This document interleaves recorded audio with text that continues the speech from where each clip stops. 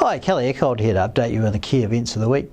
So front and centre this week was the Reserve Bank's OCR review, which delivered the expected 50 basis point cut to 2.5%. The MPC noted that there were signs of increased excess capacity in the economy relative to what they thought back in August, and further saw that signs of growth in the second half of the year were still looking a little bit subpar. The signs of subpar growth were certainly reflected in the quarterly survey of business opinion that we received earlier on in the week.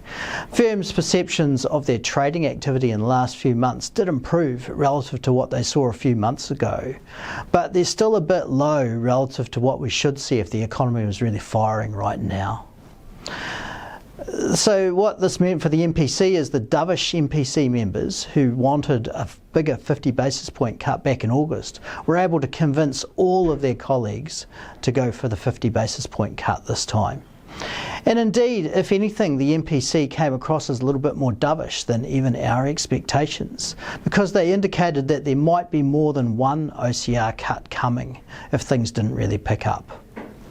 For our part, we've still got a further 25 basis point cut in the OCR in the November MPS to 2.25%. But it has to be acknowledged that there are risks that a larger 50 basis point cut occurs if the economy doesn't really pick up.